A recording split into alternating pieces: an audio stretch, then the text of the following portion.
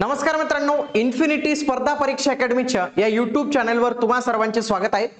Railway मार्फत पदवीधरांसाठी आणि 12वी पास साठी खूप चांगली अशी भरती आलेली आहे। याच्यामधील पदवीधरांसाठीची जी जाहिरात होती तर त्या जाहिरातीचा क्रमांक होता 05/2024। तर या जाहिरातीमध्ये एक मोठा बदल जे आहेत तर ते झालेले आहेत निकषा संदर्भात। तर ते बदल काय आहेत, तुम्ही जर फॉर्म भरत असाल तर फॉर्म भरण्यापूर्वी तुम्ही हा व्हिडिओ बघितलाच पाहिजे, कारण की याच्यामध्ये रेल्वे कडून आलेलं जे ऑफिशियल अपडेट आहे ते आपण घेतलेले। बघा, रेल्वे मार्फत आलेलं हे ऑफिशियल अपडेट आहे की काही गोष्टींमध्ये जे आहे रेल्वेने त्यांच्या ऍडव्हर्टाइज मध्ये चेंज केलेले आहेत। काय काय गोष्टी आहेत त्या सर्व आपण आता पाहणार आहोत। बघा, पहिला जो बदल केलेला आहे त्यांनी पेज नंबर 3 वरच्या जागेमध्ये केलेला आहे। त्याच्यामध्ये त्यांनी डेट ऑफ मॉडिफिकेशन ही 13 ऑक्टोबर सांगितलेली होती, तर ती आता डेट ऑफ मॉडिफिकेशन असणार आहे 25 ऑक्टोबर 2024। बघा, काय असतं रेल्वेमध्ये कसं असतं, एक असतं फॉर्म भरायची डेट, त्याच्यानंतर फॉर्म भरण्याचं तुम्हाला एक डेट देतात, त्याच्यानंतर ते डेट झाल्यानंतर तुम्हाला एक संपून जातं की याच्यामध्ये कोणालाच अर्ज करता येत नाही। त्याच्यानंतर एक विंडो दिली जाते ज्याच्यामध्ये तुम्ही तुमचे अर्ज जे आहेत तर ते मॉडिफाय करू शकतात। तिथं एडिटचं ऑप्शन येतं तुम्हाला, तर त्या एडिट साठीची अट जी आधी 13 ऑक्टोबर होती ती आता 25 ऑक्टोबर झालेली आहे। हे तुम्हाला इथं लक्षात ठेवायचं आहे। हा एक महत्त्वाचा बदल जो आहे तर तो इथं झालेला आहे। पुढे पुढे काय सांगण्यात आलेलं आहे बघा, 2 नंबरचा पॉइंट आहे तो आहे फोटोग्राफच्या संदर्भात, जो आपल्याला पेज नंबर 25 वरचा दिसतो ऍडव्हर्टाइजच्या। फोटो मध्ये काही चेंज झालेले, फोटोच्या साईज मध्ये चेंज झालेले आहे की आधी काय सांगितलेलं होतं 20 ते 50 केबी पर्यंतची साईज पाहिजे, परंतु आता त्यांनी सांगितलेले 30 ते 70 पर्यंत केबीची साईज असलेला फोटो तुम्हाला अपलोड करायचा आहे। फोटोच्या फॉर्मॅट मध्ये बदल झालेला नाही, जेपीईजी हाच फॉर्मॅट ठेवलेला आहे। त्याच पद्धतीने सिग्नेचर मध्ये बदल झालेला आहे। सिग्नेचर 10 ते 40 केबी सांगितलेलं होतं, ते पण आता 30 ते 70 केबी एवढं जे आहे तर ते सिग्नेचर सांगितलेले आणि त्याचा फॉर्मॅट पण जेपीईजी हाच फॉर्मॅट असणार आहे। पुढचं आहे पेज नंबर 25 वरचं बुलेट नंबर 3। याच्यामध्ये एससी एसटी सर्टिफिकेट जे फक्त फ्री ट्रॅव्हल पास साठी होतं, त्याच्यामध्ये जेपीईजी इमेज अपलोड करायला लावलेली होती किती 50 ते 100 केबीची, पण यांनी आता बदल केलेला आहे। त्यांनी सांगितले की जेपीईजी फॉर्मॅट नाही पाहिजे, आम्हाला आता पीडीएफ फॉर्मॅट मध्ये पाहिजे। कोणता फॉर्मॅट पाहिजे? पीडीएफ फॉर्मॅट, आणि त्याच्यामध्ये 500 केबी पर्यंत चालणार आहे ती फाईल। बघा, 500 केबी पर्यंत चालणार आहे आणि फॉर्मॅट कोणता आहे? आता पीडीएफ। म्हणजे हा एक महत्त्वपूर्ण बदल आपल्याला इथं झालेला दिसतो।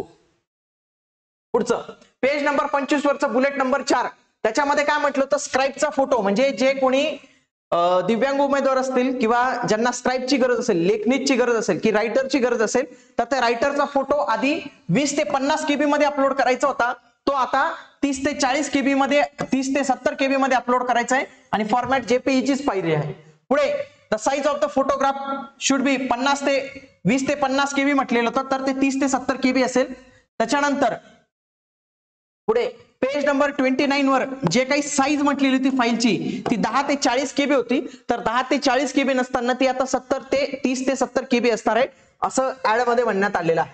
पुढे एक महत्त्वाची गोष्ट सांगण्यात आलेली आहे की जे काही जेपीईजी फॉर्मॅट मधलं एससी एसटी कम्युनिटीचं फ्री रेलचं ट्रॅव्हल पास होतं तर त्याचा पीडीएफ फॉर्मॅट करण्यात आलेला आहे। पुन्हा scanning and resizing of the photograph and signature, तर हे आता डिलीट करण्यात आलेले आहे। या दोन गोष्टी ऍड मधून पूर्णपणे डिलीट करण्यात आलेल्या आहे। त्याच्यानंतर receipt of online offline payment of if made through a चालान्स at SBI branch और पे इन स्लिप और अ कम्प्युटराइज पोस्ट ऑफिस, तर हे आता हे लाईन जे आहे तर ते ऍड मधून डायरेक्टली डिलीट करून दिलेली आहे।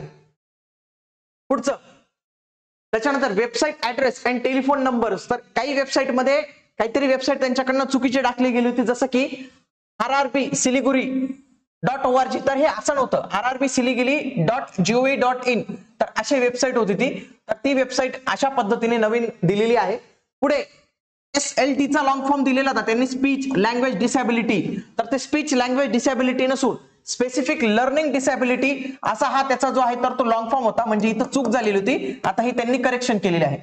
SLD जिथं स्पीच लँग्वेज डिसॅबिलिटी होतं तिथे स्पेसिफिक लर्निंग डिसॅबिलिटी हे जे आहे तर ते तुम्हाला करायचंय। बघा, हे पेज नंबर 36 वरच होतं, हे पेज नंबर 59 वरच होतं। पुढे पेज नंबर 64 वरच बघायचंय, त्याच्यामध्ये चीफ कमर्शियल कम ticket supervisor notified RRB total 0 म्हटलेलं होतं इथं, लक्षात घ्या, आणि बीओडी इथं 1 म्हटलेलं होतं, तर इथं म्हणजे आरआरबी मुंबईच्या वॅकन्सी मध्येच एक महत्त्वपूर्ण बदल करण्यात आलेला आहे। नोटिफाईड BOD हे 0 करण्यात आलेले आहे आणि BOD 1 हे 1 करण्यात आलेले आहे, जे आधी 0 होतं, म्हणजे थोडा बदल करण्यात आलेला आहे. For category 2 station master level 0 इथं करण्यात आलेली होती, पण ही ऍक्च्युअली मध्ये काय असतं, लेवल 6 असते. तर तो त्यांच्याकडनं टायपिंग एरर झालेला होता, तो इथं आता दुरुस्त करण्यात आलेला आहे. त्याच्यानंतर RRB मुंबईसाठी ज्युनियर अकाउंट असिस्टंट कम टायपिस्ट या पदासाठीच्या वॅकन्सी मध्ये थोडा बदल करण्यात आलेला आहे. काय बदल करण्यात आलेला आहे ते पण आपण आता जे आहे तर ते बघून घेऊया. बघा, RY आणि PU म्हणजे सेंट्रल रेल्वेसाठी एक सर्व्हिसमॅनच्या 5 जागा होत्या आणि LDच्या 1 जागा अशी म्हटलेली होती, परंतु एक सर्व्हिसमॅनच्या फक्त 3 जागा असतील आणि LD साठी मात्र 0 जागा असणार आहे, हे तुम्ही इथं लक्षात ठेवा.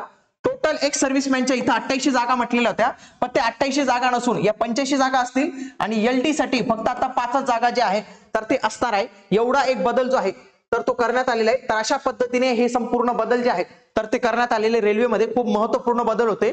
तर आय होप तुम्हाला आजचा व्हिडिओ आवडला असेल. अशाच माहितीपूर्ण व्हिडिओसाठी तुम्ही आपल्या इन्फिनिटी स्पर्धा परीक्षा अकॅडमीच्या या युट्यूब चॅनेलला जॉईन करून ठेवा. आता आपण भेटूया पुढील व्हिडिओमध्ये. तोपर्यंत जय हिंद, जय महाराष्ट्र, धन्यवाद.